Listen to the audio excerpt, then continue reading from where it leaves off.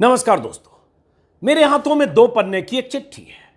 वो अहम चिट्ठी जो आज सोशल मीडिया पर कुछ लोग वायरल कर रहे हैं। ये चिट्ठी आज से 11 साल पहले यानी 2012 में आज के विश्वगुरु के गुरु ने तब के प्रधानमंत्री को लिखी थी। तब के प्रधानमंत्री यानी मनमोहन सिंह, और आज के विश्वगुरु मतलब आप सब जानते हैं, मोदी जी। इनके समर्थक, इन्हें चाहने वाले इन्हें विश्वगुरु ही तो मानते हैं।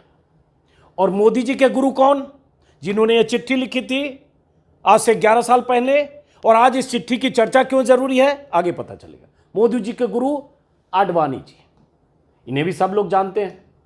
आडवाणी जी ही वो शख्स थे जिन्होंने नरेंद्र मोदी को मुख्यमंत्री के तौर पर स्थापित किया, बनाए रखा। वाजपेयी से बैर मोल लेकर भी मुख्यमंत्री की कुर्सी गुजरात दंगों के बाद भी नहीं जाने दी। और दुनिया जानती है, नरेंद्र मोदी अगर बने, राजनीति में स्थापित हुए, मुकाम हासिल किया गुजरात की मुख्यमंत्री की कुर्सी पर बैठकर, तो उसमें मेहरबानी गुरु की थी। गुरु न होते तो 2002 के दंगों के बाद वाजपेयी जी मोदी जी को रुखसत कर चुके होते, तब आज पता नहीं कहां होते। लेकिन मोदी जी के गुरु ने 11 साल पहले जो चिट्ठी लिखी थी तब के प्रधानमंत्री मनमोहन सिंह को, उसकी चर्चा आज क्यों जरूरी है? जरूरी है, इस चिट्ठी में वो बात लिखी गई है जो आज आपको जानना जरूरी है, जो कल से लगातार लोग जिक्र कर रहे हैं। क्या है इस चिट्ठी में? यह चिट्ठी आडवाणी जी ने मनमोहन सिंह को लिखी थी। स्क्रीन पर आप देख पा रहे हैं, यहां लिखा हुआ है डियर। यह चिट्ठी है Advani ji, chairman BJP parliamentary party की तरफ से। तारीख यहां लिखी है स्क्रीन पर, 2 जून 2012। बड़ा कर देता हूं दोनों को स्क्रीन पर, 2 जून 2012 को। क्या है इस चिट्ठी में, क्यों जिक्र कर रहा हूं, जरा सोचिएगा। चिट्ठी में आडवाणी जी ने लिखा था कि चुनाव आयुक्तों की नियुक्ति कैसे होनी चाहिए, चुनाव आयुक्तों की नियुक्ति की प्रक्रिया क्या होनी चाहिए, लिखी थी तब के प्रधानमंत्री को, मनमोहन सिंह को। और आज मोदी जी ने चुनाव आयुक्तों की नियुक्ति की प्रक्रिया के लिए क्या किया है? सुप्रीम कोर्ट ने जो कहा था कि चुनाव आयुक्तों की नियुक्ति के लिए 3 सदस्यों का एक पैनल होना चाहिए, जिसमें प्रधानमंत्री, नेता विपक्ष और चीफ जस्टिस ऑफ इंडिया होना चाहिए। प्रधानमंत्री को यह बात खटक गई। 5 महीने बाद सुप्रीम कोर्ट के फैसले के बाद प्रधानमंत्री मोदी की सरकार एक बिल लाकर सुप्रीम कोर्ट के इस फैसले को उलटने की तैयारी कर चुकी है। उसका मकसद है कि किसी ढंग से सीजेआई को, चीफ जस्टिस ऑफ इंडिया को, उस पैनल से बाहर करो और उसके बाद 3 सदस्यों के एक पैनल में खुद रहो और अपनी तरफ से नॉमिनेटेड एक मंत्री को रखो। चाहे अनुराग ठाकुर हो सकते हैं, चाहे मीनाक्षी लेखी, चाहे स्मृति ईरानी, कोई भी यस-मैन। मोदी जी ने नाम कहा, यह चुनाव आयुक्त हमें चाहिए, दे ठप्पा। मंत्री ने सोचा, ठप्पा। प्रधानमंत्री ने बोला, ठप्पा। नेता विपक्ष तीसरा अगर है भी तो 2-1 से फैसला हो जाएगा। यह कानून लाने की तैयारी हो चुकी है, राज्यसभा में बिल पेश हो चुका है। मैं चर्चा कल के वीडियो में, आज सुबह के वीडियो में कर चुका हूं। लेकिन उस चर्चा में ये 2 पेज की चिट्ठी कहां से आई? जी हां, आई, क्योंकि मोदी जी के गुरु जी ने, आडवाणी जी ने जो चिट्ठी लिखी थी मनमोहन सिंह को, उस चिट्ठी में उन्होंने लिखा था यही जिक्र करते हुए कि चुनाव आयुक्तों की नियुक्ति में कैसे पारदर्शिता होनी चाहिए। तो उन्होंने चिट्ठी लिखी थी, 2 पन्ने की चिट्ठी है। पहला पन्ना यहीं से बताता हूं, जहां लिखा dear prime minister Manmohan Singh ji. Hindi में बता रहा हूं, यहां जो चिट्ठी में गौर से सुनिएगा। इनके गुरु ने लिखी, भाई मामूली बात नहीं है, विश्व गुरु के भी गुरु। मैं आपको यह चिट्ठी एक अहम मुद्दे पर लिख रहा हूं जो देश के ऐसे लोगों को बहुत उद्वेलित कर रहा है। हिंदी बता रहा हूं, विश्व गुरु के गुरु जी की चिट्ठी का अनुवाद। जो इलेक्टोरल और गवर्नेंस के सिस्टम में रिफॉर्म के पक्षधर हैं, जो लोग, उन्हें एक मुद्दा बहुत उद्वेलित कर रहा है। इसी महीने में मुख्य चुनाव आयुक्त एसवाई कुरैशी का रिटायरमेंट होने वाला है। एसवाई कुरैशी जो सीसी थे, मुख्य चुनाव आयुक्त थे, 2012 में उनका रिटायरमेंट था। रिटायरमेंट होने वाला है, उनकी जगह को कैसे भरा जाएगा, ये लोगों की दिलचस्पी और कंसर्न की वजह है। देश में लोगों की ये राय बनी है कि चुनाव आयोग जैसी संवैधानिक संस्थाओं में नियुक्तियों में पारदर्शिता और निष्पक्षता लाने के लिए द्विपक्षीय आधार पर फैसले होने चाहिए। उनकी चिंता आडवाणी जी की यह थी, विश्वगुरु के गुरु जी की यह चिंता थी कि चुनाव आयोग में नियुक्ति में पारदर्शिता होनी चाहिए, निष्पक्षता होनी चाहिए, उसके लिए एक सिस्टम बनना चाहिए। और विश्वगुरु के गुरु जी ने एक सिस्टम भी सुझाया था। वो सिस्टम तो छोड़िए, जो सुप्रीम कोर्ट ने सिस्टम बनाया उसको भी पलटने जा रहे हैं साहब।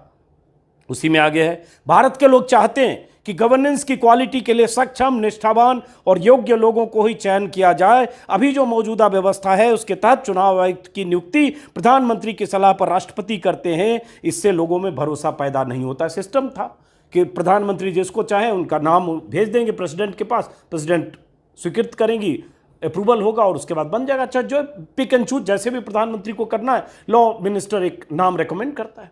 तो आडवाणी जी को उसी पर एतराज था आज से 11 साल पहले। और उसके बाद आडवाणी जी ने आगे लिखा कि जिस तरह से सत्ताधारी पार्टी के द्वारा नियुक्तियों में मैनिपुलेशन किया जाता है उससे सिस्टम की क्रेडिबिलिटी पर चोट पहुंचती है। इसके अलावा बहुत कुछ आडवाणी जी ने और कुछ लिखा और हाल के दिनों में उसके ठीक पहले कोई नियुक्ति हुई थी उसका भी उन्होंने जिक्र किया और चिंता जाहिर की आडवाणी जी ने, विश्वगुरु के गुरु ने। और उसके बाद आडवाणी जी ने एक सुझाव रखा।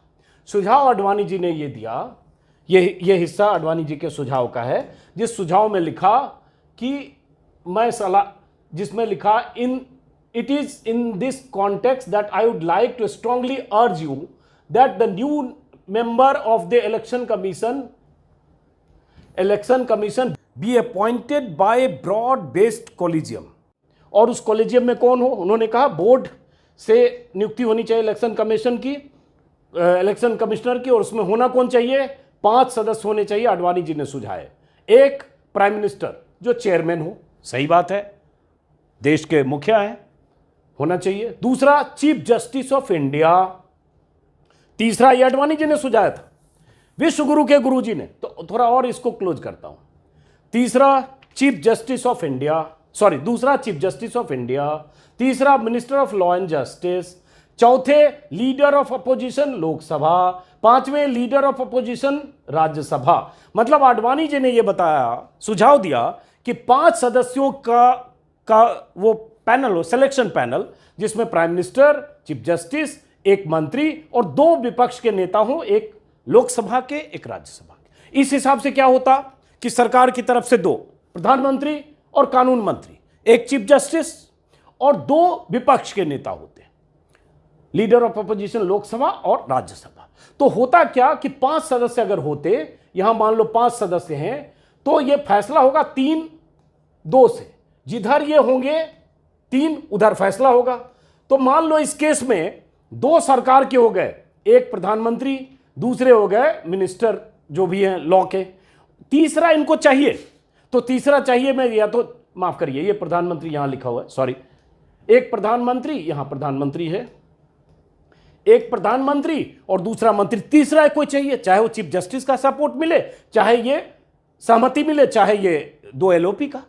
तो यहां ये होता कि एक निष्पक्षता की गुंजाइश होती, क्योंकि आपको भरोसे में लेना पड़ता। ऐसा नहीं कि जिसको मर्जी हुआ प्राइम मिनिस्टर ने अपॉइंट कर लिया, आपके पास नाम आता आईएएस अधिकारियों का, नाम में से ये पैनल बैठता और पैनल तय करता। यह आडवाणी जी का सुझाव था। सरकार तब भी नहीं मानना था, क्योंकि विपक्ष में कोई भी पार्टी होती है वो सुझाव देती है, सरकार नहीं मानती है, तब भी सरकार ने नहीं माना। हालांकि मनमोहन सिंह के हवाले से कुछ कंसर्न जताया गया था, ऐसी कुछ खबरें मैं पुरानी तारीखों की मैं देख रहा था, उसमें जयराम रमेश और लोग ट्वीट कर रहे थे कि हाँ वो भी चाहते थे कि कुछ इसकी व्यवस्था में बदलाव हो, मनमोहन सिंह चाहते थे। लेकिन खैर ये हुआ नहीं, जो आडवाणी जी का सुझाव है वो सुझाव रह गया। लेकिन कम से कम एक सुझाव था उसी बीजेपी के, मतलब विश्वगुरु के गुरु का, जो दरअसल बीजेपी के संस्थापकों में से एक रहे।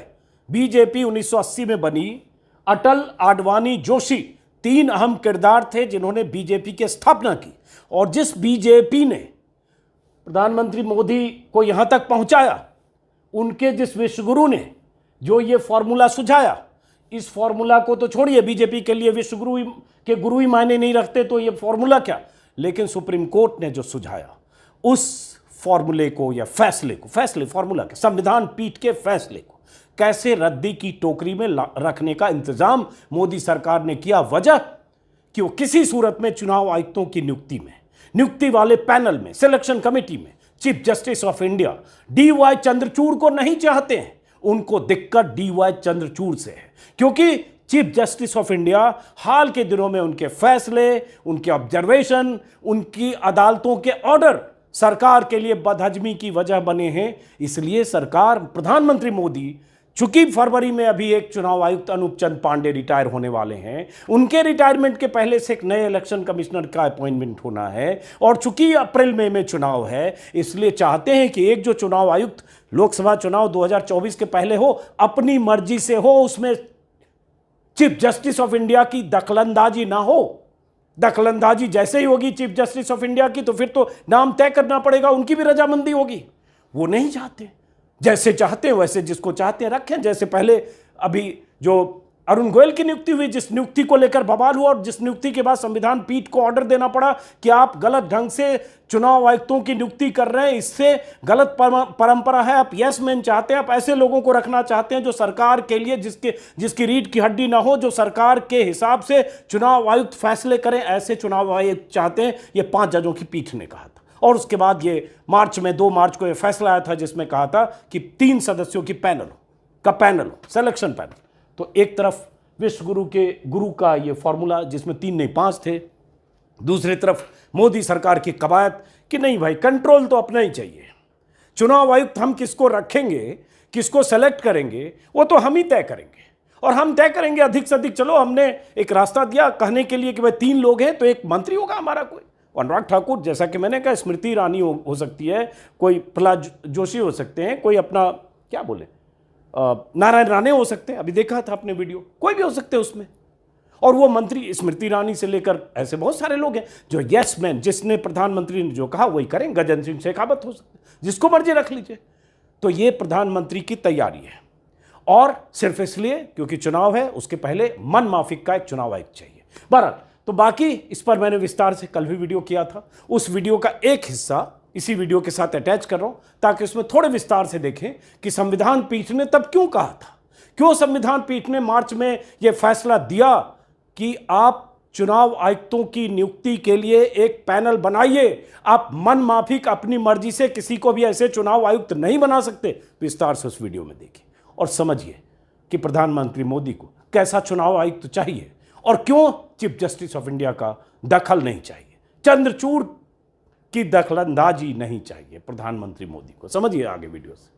प्रधानमंत्री मोदी कैसे देश की सभी संवैधानिक संस्थाओं पर अपना और अपनी सरकार का कब्जा चाहते हैं, और कैसे जब सुप्रीम कोर्ट इसमें दखल देता है, जब उनके मंसूबे को नाकाम करता है, कोई ऐसी प्रक्रिया बना देता है, तो कैसे प्रधानमंत्री मोदी की सरकार सुप्रीम कोर्ट के फैसले को उलटने के लिए संसद का सहारा लेती है। उसकी मिसाल है वो खबर जो मैं आपको बताने जा रहा हूं। इससे आपको अंदाजा लगेगा कि प्रधानमंत्री मोदी 56 इंच के सीने वाले विश्वगुरु, जिन्हें गुमान है 300 से ज्यादा सीटों का, अहंकार है कि देश की सत्ता जनता ने उन्हें सौंपी है, जो मर्जी जैसा मर्जी फैसला कर सकते हैं, वही प्रधानमंत्री सुप्रीम कोर्ट के चीफ जस्टिस डीवाई चंद्रचूड़ या सुप्रीम कोर्ट के जजों से कितना डरते हैं।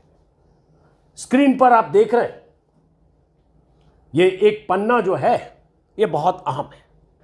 ये वो पन्ना है जो सरकार की तरफ से संसद में पेश होने वाले विधेयक का एक खास पन्ना है। इस खास पन्ने में वो लिखा है जो जानेंगे तो आपको लगेगा कैसे ये सरकार सुप्रीम कोर्ट के फैसले को पलटने के लिए संसद के रास्तों का सहारा लेती है।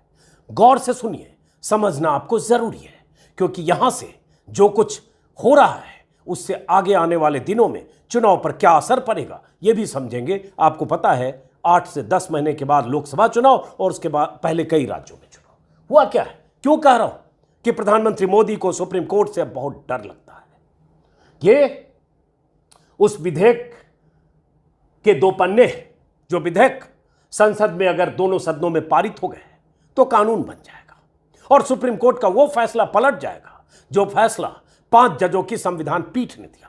उस फैसले में क्या कहा था सुनिएगा। उस फैसले में जजों की कही गई बातें सरकार पर हंटर की तरह थी, लेकिन सरकार ने क्या किया वो अब देखिए क्या करने जा रही है, उस मंशा को समझिए। ये इस विधेयक का नाम है, स्क्रीन पर लिखा है, the chief election commissioner and other election commissioners appointment conditions of service and term of office bill 2023। ये बिल पेश होना है। ये ब्रेकिंग न्यूज है जो खबर आ रही है। अब इस बिल में एक पैराग्राफ है जिसको हमने पीली लाइन से घेरा है। इस पैराग्राफ में क्या लिखा है और क्यों मैंने कहा कि सरकार कब्जा चाहती है हर संवैधानिक संस्था पर और चुनाव आयोग पर, तो खास तौर से नियुक्तियों पर कब्जा।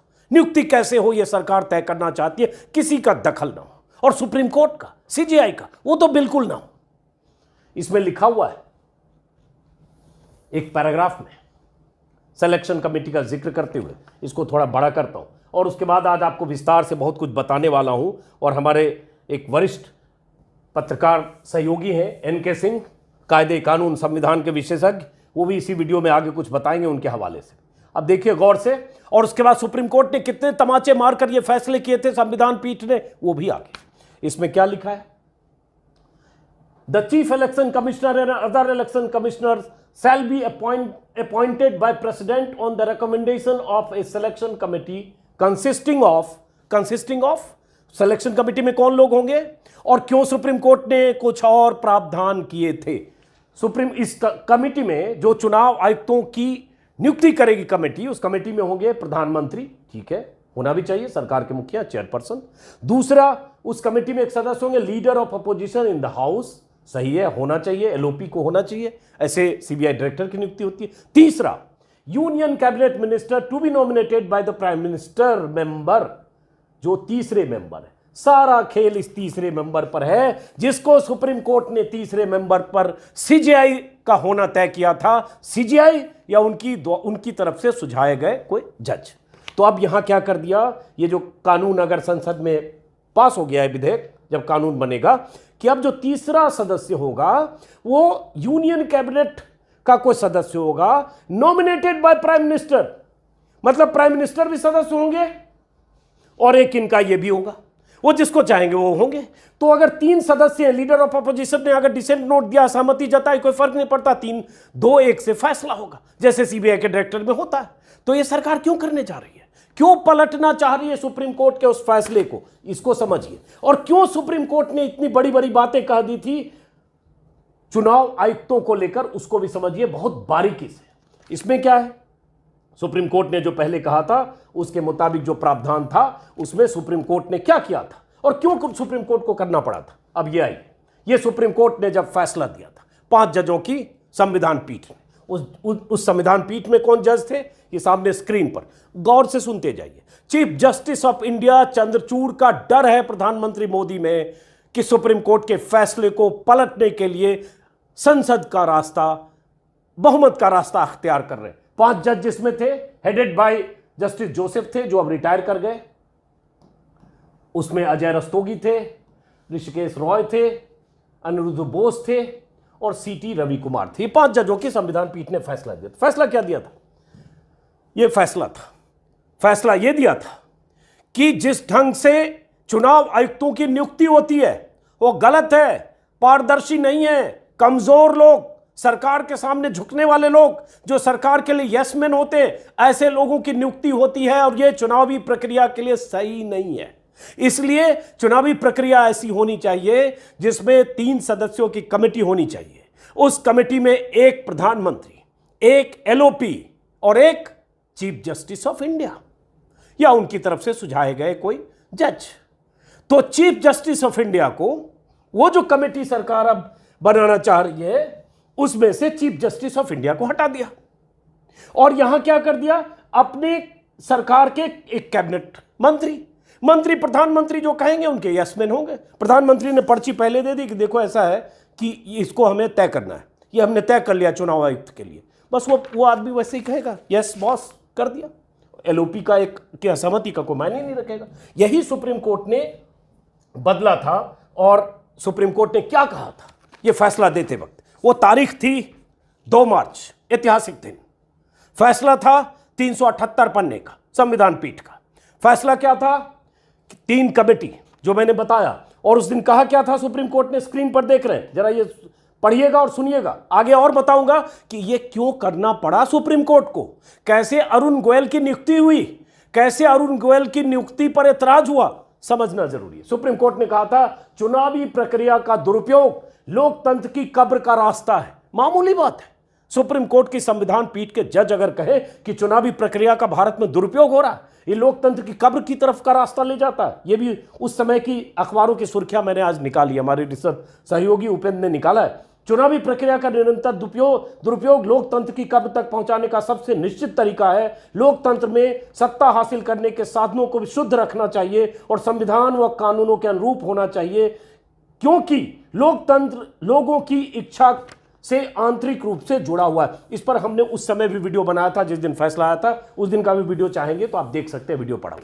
लेकिन क्या कहा था इस दिन सुप्रीम कोर्ट ने, और उसके पहले सुप्रीम कोर्ट ने क्या कहा था जब अरुण गोयल की इलेक्शन कमिश्नर के तौर पर नियुक्ति हुई थी।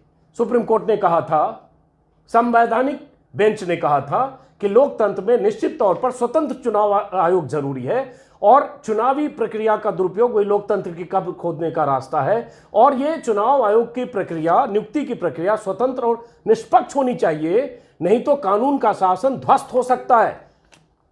क्या कहा था, लोकतंत्र की पवित्रता को बनाए रखा जाना चाहिए, नहीं तो इसके गंभीर परिणाम होंगे। क्यों कहना पड़ा सुप्रीम कोर्ट को, संविधान पीठ को? क्योंकि जैसे तैसे चुनाव आयुक्तों की नियुक्ति हो रही थी, और यह कहने के बाद मोदी सरकार की बेशर्मी देखिए। हालांकि सुप्रीम कोर्ट ने यह भी कहा था कि सरकार चाहेगी जब तक ये रहेगा, ये प्रक्रिया चलेगी जब तक संसद में कानून बनाकर इसे पलटा ना जाए, ये संसद को अधिकार है। लेकिन आपको पता है कि कुछ महीने बाद फरवरी में एक चुनाव आयुक्त रिटायर होने वाले, अप्रैल में चुनाव है। लेकिन यह कहना सुप्रीम कोर्ट का, और क्या, सम्राट नहीं पर न्यायिक समीक्षा का अधिकार, सुप्रीम कोर्ट ने कहा था कि सच है कि अदालतें समाज की हर समस्या का समाधान नहीं दे सकती। हम बराबर रूप से सहमत हैं कि अदालतों को सरकार चलाने या सम्राट की तरह व्यवहार नहीं करना चाहिए, लेकिन न्यायिक समीक्षा का अधिकार है, और जिस ढंग से बहालियां हो रही है गलत है, यह सुप्रीम कोर्ट ने चिंता जताते हुए कहा। सुप्रीम कोर्ट ने कहा था, चुनाव आयोग द्वारा चुनाव कराने में कोई भी कार्रवाई या चूक जो राजनीतिक दलों के साथ असमान, अनुचित, मनमाने तरीके का व्यवहार करती है वो गलत है। चुनाव आयोग को स्वतंत्र संस्था के तौर पर काम करना चाहिए, और बहुत सारी बातें विस्तार से कही थी सुप्रीम कोर्ट ने। और उसके बाद यही व्यवस्था दे दी थी कि 3 सदस्य होंगे और उसमें एक चीफ जस्टिस ऑफ इंडिया। अब chief justice of India Chandrachud को उस कमेटी से हटाने के लिए संसद में कानून लाया जा रही है। उसी समय की खबर थी जब अखबारों में छपी थी, चुनाव आयुक्त कैसे नियुक्त हो। उसके बाद उसी समय जज ने यह भी कहा था, जजों ने, कि लोकतंत्र में चुनाव बिना संदेह के होना चाहिए, यह चुनाव आयोग की जिम्मेदारी है और निष्पक्ष नहीं होता तो कानून का शासन ध्वस्त हो सकता है। ये सारी उस समय की आप हेडलाइन देख रहे हैं, ठीक है। ये हेडलाइन है, समिति में प्रधानमंत्री, लोकसभा में नेता प्रतिपक्ष और प्रधान न्यायाधीश होंगे, मुख्य न्यायाधीश होंगे। खत्म, मुख्य न्यायाधीश को बाहर करने का इंतजाम कर दिया। इतना डरते हैं आप। और ये किया क्यों था, ये नौबत क्यों आई थी? ये नौबत इसलिए आई थी क्योंकि 1985 बैच के एक आईएएस अधिकारी जो भारत सरकार में सचिव थे, उनकी नियुक्ति की गई। नियुक्ति बड़े नाटकीय ढंग से हुई। नियुक्ति ऐसे हुई कि उन्होंने भारत सरकार में रहते हुए शुक्रवार को रिटायर करते, माफ करें, वीआरएस लेते हैं, शनिवार को उनकी नियुक्ति हो जाती है और सोमवार को ज्वाइन कर लेते हैं। और यह सब तब हो रहा है जब संविधान पीठ में नियुक्तियों की प्रक्रिया पर सुनवाई चल रही है। वो सुनवाई जो कई याचिकाओं को एक साथ क्लब करके संविधान पीठ को सौंपी गई थी, उस सुनवाई के बीच में अरुण गोयल की नियुक्ति होती है। और जब नियुक्ति होती है, नियुक्ति के दूसरे या तीसरे दिन, मेरे ख्याल से एक ही दिन 2 दिन बाद, फिर सुनवाई की तारीख पर संविधान पीठ के जज क्या कहते हैं, गौर से सुनिएगा, फिर बाकी एनके सिंह से भी समझिएगा। जस्टिस केएम जोसेफ की अध्यक्षता वाली पीठ ने कहा कि चुनाव आयुक्त सरकार का यस मैन नहीं होना चाहिए। देश को ऐसे चुनाव आयुक्त की जरूरत है जो पीएम के खिलाफ कार्रवाई करने से नहीं डरे, पीएम के खिलाफ भी। और पीएम के खिलाफ चुनाव आयुक्त क्या कार्रवाई करते हैं वो एनके सिंह आगे बताएंगे। मान लीजिए अगर चुनाव आयुक्त को सीधे प्राइम मिनिस्टर के खिलाफ कार्रवाई करनी हो और चुनाव आयुक्त इतना कमजोर हो कि इतनी हिम्मत न जुटा पाए, तो सिस्टम का ब्रेकडाउन होना माना जाएगा। जस्टिस जोसेफ ने यहां तक कहा था, चुनाव आयुक्त ऐसा होना चाहिए जो अपना सब कुछ दांव पर लगाकर स्टैंड ले। सरकार को भी पता हो कि चुनाव आयुक्त का क्या मतलब है। सरकार के लिए सुप्रीम कोर्ट ने कहा था कि आप लोग यस मैन तलाशते हैं और उनके साथ करीबी रिश्ते होते हैं, फिलोसफिकल रिश्ता होता है आपका, और वो वही करेगा जो आप चाहेंगे। बदले में आप उनका टेन्योर जो होता है वो टेन्योर, फिक्स टेन्योर की गारंटी देंगे। इतनी बड़ी बड़ी बातें संवैधानिक बेंच ने, कॉन्स्टिट्यूशन बेंच ने कहा था अरुण गोयल की नियुक्ति के तुरंत बाद, ये 23 नवंबर को। और उसके बाद फैसला आता है कुछ महीने बाद, जो 2 मार्च को है, और उसके बाद आज ये कर रहे हैं। उसी समय ये भी हुआ, अटॉर्नी जनरल ऑफ इंडिया जो सरकार की तरफ से पेश हुए थे, नाराज जब थे जज, जिन्हें लगा कि बैकडोर से एक तरह से बहाली हुई, नियुक्ति हुई, तो उन्होंने कहा था कि आप कल तक अदालत में चुनाव आयुक्त के पद पर अरुण गोयल की नियुक्ति की पूरी फाइल पेश करिए। सुनिए कितनी फटकार, कितनी जलालत सरकार की हुई थी। और यही तो डर है, कितनी फटकार जलालत के बाद 3 सदस्यों की कमेटी को दे दी जिम्मेदारी, जिसमें डीवाई चंद्रचूड़ हो, जो सरकार की आंखों की किरकिरी बने अपने फैसलों की वजह से। फिर कैसे प्रधानमंत्री मोदी वहां गद्दी पर बैठेंगे विश्वगुरु की तरह और तय कर देंगे जी यही होगा चुनाव आयुक्त? यही तो डर है। तो इसमें कहा था संविधान पीठ के जजों ने कि अगर आपको लगता है कि आपने नियुक्ति में हैंकी पैंकी नहीं किया है, कुछ डरने जैसी बात नहीं है, तो आपको फाइल पेश करने में दिक्कत नहीं होनी चाहिए। चुनाव आयुक्तों की नियुक्ति को लेकर, जैसा कि मैंने कहा, कई याचिकाएं उस समय चल रही थी और गोयल की नियुक्ति से नाराज होकर सुप्रीम कोर्ट के एक जज अजय रस्तोगी ने पूछा था, आपने चुनाव आयुक्त की नियुक्ति में कौन सी प्रक्रिया अपनाई? आपने 2 दिन पहले कैसे अरुण गोयल की नियुक्ति की? आप हमें वो मैकेनिज्म दिखाइए जिसके तहत आपने अरुण गोयल की नियुक्ति की। हम देखना चाहते हैं कि आपने कौन सी प्रक्रिया का पालन किया। क्या कुछ कह नहीं दिया सुप्रीम कोर्ट के जजों ने अरुण गोयल की नियुक्ति पर, जिनकी नियुक्ति बहुत नाटकीय ढंग से हुई थी। और इसके बाद सवालों की झड़ी थी, जो आप 5 जजों की पीठ में जो सुनवाई हो रही थी, हर जज सरकार पर सवाल पूछ रहा था और सामूहिक सहमति से तय हुआ था कि इस प्रक्रिया को बदलने की जरूरत है। और उस प्रक्रिया में जिस ढंग से चुनाव आयुक्त चुने जा रहे हैं, उनकी निष्ठा पर सवाल है।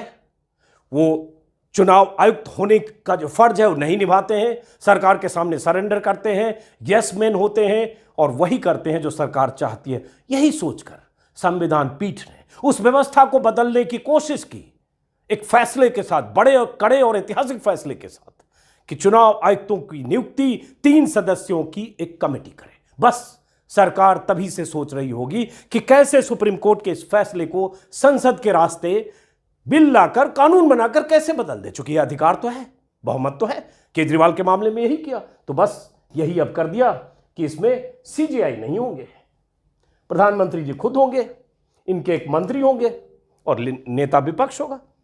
2-1 से फैसला हो जाएगा। बस आप समझिए देश में क्या होने वाला है और चुनाव आयुक्त के होने का मतलब क्या होता है। और चुनाव है बहुत जल्दी।